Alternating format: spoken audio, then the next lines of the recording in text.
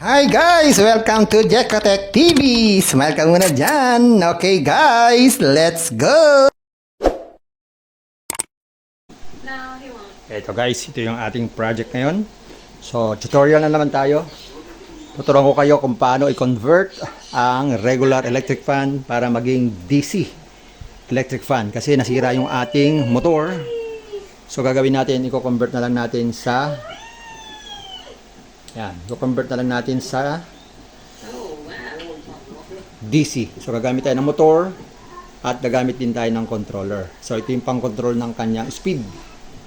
Ito yung motor, papalitan natin. Imbes na electric na siya, gagamit tayo ng DC supply. Yan, yan ang ating gagawin ngayon.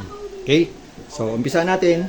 Ituturo ko sa inyo ng konti para malaman nyo po. Okay?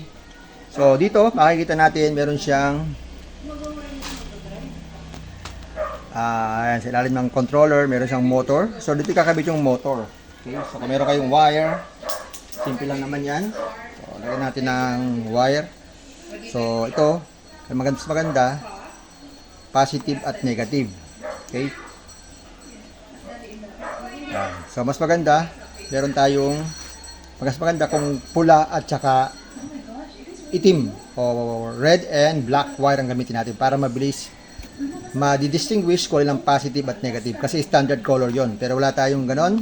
So, gagamitin natin ay puti. Puti ang gagawin natin positive. So, simple lang. So, kung ito yung puti, positive, ilagay lang po ito sa dyan. Sa kahit alin dyan. So, yan. So, simple lang yan. Tapos itong wire, itong negative, ilagay natin sa negative.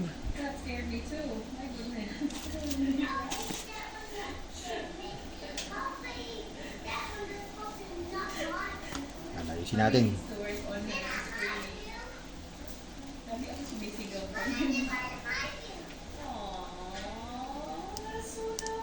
Yan. Tapos, diretso to sa motor. Yan. Ito lang. At ganun din yung isa, ilagay dito sa motor.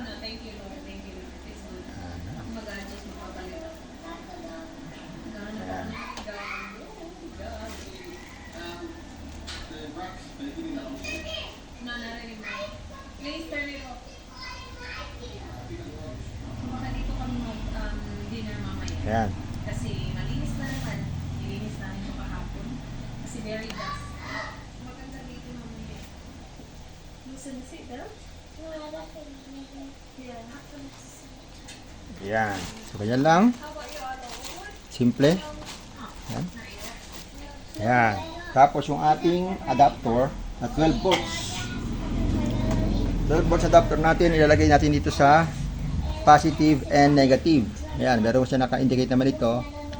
Positive and negative. So, unahin natin itong positive niya. Positive. Ayan, dito. Ayan. So, tornilyo rin natin yan. Let go of your toy first. Give your toy to ate. Ayan. Tapos, yung negative naman. Ayan. So, siguraduhin lang natin dahil pag nagkamali tayo, masisira ang ating controller. So, ingat-ingat tayo.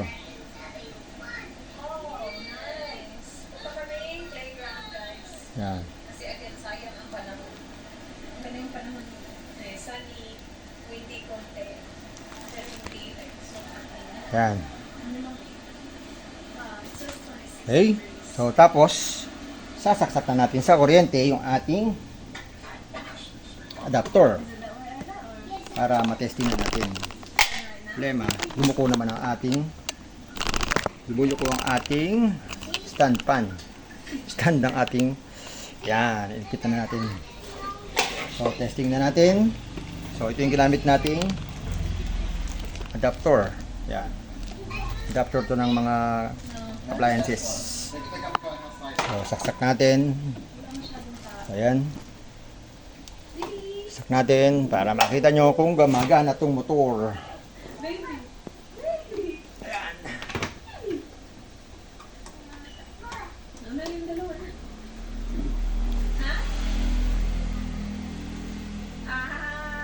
Ayan. Stop me. So, paikutin natin. Alright na? Ayan. Yan. Gumagana na po siya at talagang okay na siya. Yan.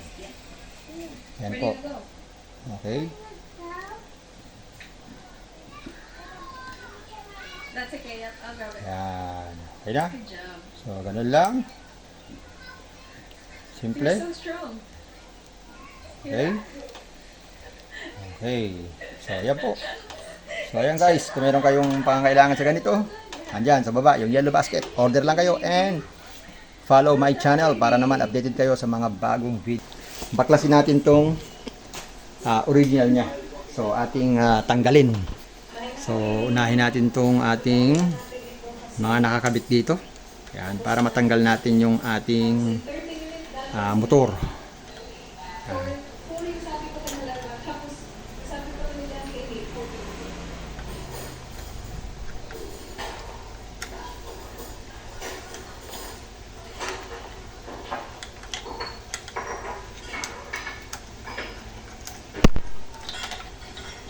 Yan. Hop. Yan, laglag na siya. So, ayan, gito na natin yung motor. Yan. So, tanggalin muna natin to para maipasok natin na maayos.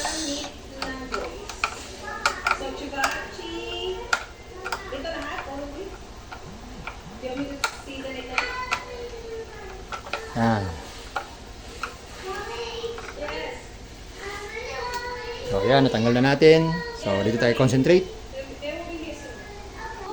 So, ayan guys, ito yung motor natin. So, babaklasin na natin para kaalaman na. Yan, tanggalin muna natin itong ano. Pahirapan tayo magtanggal. Tanggalin muna natin yung block niya para mabilis. Yan. So, depende yan sa mga iba't ibang yan. Tinanggal natin lock. Depende sa electric pan. Merong ganyan. Iba wala eh. So, tanggalin natin.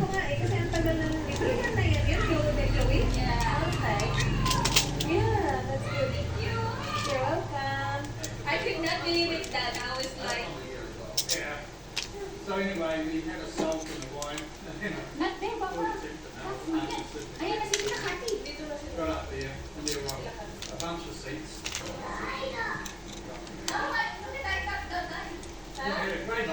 Usually naman guys, to apat itong na tornilyo. So, madalas to apat ang tornilyo ng mga motor ng electric pan.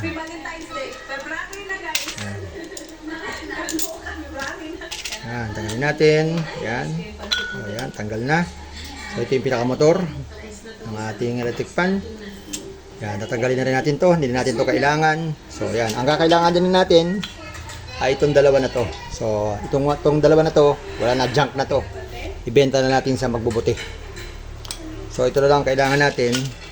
Itong dalawa na to. Pero kung mapapansin nyo, yan, yung ating bililing motor, hindi siya kasya dito. Yan. Skip. Masikip siya, oh. Saka siya. Okay? So, yan. So, gagawin natin, pwede natin tanggalin tong isa dito. Pwede rin naman hindi. Okay? So, depende yan. So, yan. Kung kakasya naman siya, pwede.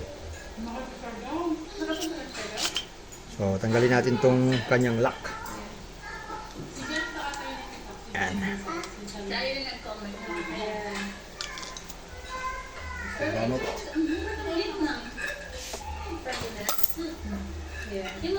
Gamit. Kuha tayo ng gamit. Pangtanggal ng lock. Hahanap tayo ng gamit. So, tanggalin muna natin to guys para masukat natin kung kakasya sa butas itong ating gamit. Yan. Dali naman tanggalin to gamit ang flat screw na maliit para maangat natin tong lock. Yan. So, check natin kung magkakasya siya dito. So, lumalabas. Ayaw siyang magkasya. Yan. So, pinaka-the best na gawin natin dito guys ay tanggalin natin yung bushing. Hindi siya kasya, no? Yan, tanggalan natin yung bushing. Sumama na siya. Pero dapat talaga tanggalin yung bushing para magkasya siya. So, ayan. Pwede na nating i-direkta dito. I-align na lang siya. Kasi hindi nga siya kasya eh. Hindi kasya yung bushing eh. Naglalak siya eh. Pero kung di sana naglalak eh, oh. Ayos sana eh. Diba? Naglalak eh. Okay. So, tanggalin na lang natin. Tapos ito ay ganyan. Okay. Tapos sa kabila naman, hindi rin yung kasya. Oh. Hindi siya kasya. So, hindi papasok. So, kailangan tanggalin din yung bushing. So, simple lang magtanggal ng bushing. Nakatan natin to. You have to join because you forgot yesterday.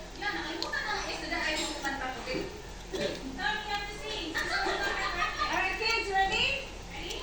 Nakakatan natin tong bushing niya. Happy birthday to you. Happy birthday to you. Happy birthday, dear Lyra. Yan. Natin. So, pwede natin pukpukin to. Yan. Yan. So, ibig sabihin, pwede na siyang i-tornado dito. Yan. Gagawin lang natin. Yan, ganyan. Tapos ito pa ganun. Yan. Ang nangyayari dyan, ganyan ang itsura niya. So, lalagyan natin ng mahabang tornilyo. Dito. Pa ganun. Yan. Ganyan lang. Okay? So, ganyan lang ang forma niyan pag tayo ay nag-convert ng AC to DC motor fan. So, ganyan po magiging itsura. So, ayos na ayos yan. Ipoporma nyo lang kung saan nyo ipoporma itong mga wire na to para magawa natin ng maayos. Pwedeng ganyan yan. O lagyan nyo siya ng insulator para siya ay kumana. Pwede nyo ganyan yan. Yan. Para safe at hindi siya magso-short. Yan. Tsamba nyo lang na hindi siya tatama sa mga ayan, sa mga metal para siya ay gumana. Okay? Pag nasentro nyo yan, sigurado, magkakaroon na kayo ng DC electric fan. Yan. So, ayan guys, ganyan lang. Kaya lang pag-convert ng electric fan into DC electric fan. So, yan. Kung meron kayong ganitong gusto, andyan, mag-order lang kayo. Andyan sa ating baba, yung ating link para umorder po tayo ng DC electric o electronic motor. 12 volts. Push mo yung blanket mo dyan, Tony. Eto guys, naikabit na natin ang ating bililing DC motor fan at ganun din yung ating motor controller. So, yan po yung connection talaga niyan ha. So, ito, yan. Kung nakakita nyo po yan, yan, sa motor. May positive, negative naman po siya. Yan. At sa voltahe, ganun din. Meron siyang positive, negative. So, makikita natin dito. Nilagay ko na siya dito sa loob ng ating yan. Talagayan ng electric fan. Ayan, ito yung motor na binili natin at tinabit na natin itong LEC. So, testingin na natin kung iikot itong ating LEC. Okay? So, nakasaksak na po yan. Yan, ito yung ating ginamit na adapter. So, yung adapter, kahit anong 12 volts, pwede dyan. Pwede kayong gumawa ng 12 volts. O, pwede rin naman yung mga spare ng inyong mga gamit. Kagaya ng printer, yung mga hindi na ginagamit. May mga adapter yan. Pwede nyo pong gamitin yon. Okay? So, testingin na natin. Yan, i-on natin tong ating controller. Ayan, nag-ilaw na siya. Ayan, umiikot na po siya. Ayan, kitang-kita nyo. Napakalakas ng kanyang ikot. Yan, kung gusto nyo mahina, pwede rin. Yan, bababaan natin. Control natin. Ayan. So, yan po yung pinakamahina niyang ikot. Yan, ito yung kanyang pinakamahinang ikot. At pwede natin lakasan ng konti. Yan, nasa sa atin yan. At pwede rin super lakas, todo. Yan. So, kagandahan sa motor natin, yung ating controller ay hanggang 35 volts. Pero ang ating motor ay 12 volts lang. So, mas mainam, gamitin natin adapter ay 12 volts lang para hindi masunog yung ating motor. Yan, okay na siya. Diba? Walang kahirap-hirap. So, sa mga nandyan na gustong gayahin itong project natin para hindi na tayo bibili ng motor ng electric fan, i-convert natin sa DC, matipid pa at talaga namang super tipid at malakas ang hangin. Ayan. So, ayan ang ating ginawa. Thank you for watching, and bago tayo mag-iwalay, please click naman and subscribe button, the subscribe button and bell button para naman notified kayo pag meron tayong bagong video at lalo-lalo ng mga videong kaalaman at karunungan. Thank you, and ingat-ingat din. Hi guys! Welcome to Jekotech TV! Smile ka muna dyan! Okay guys, let's go!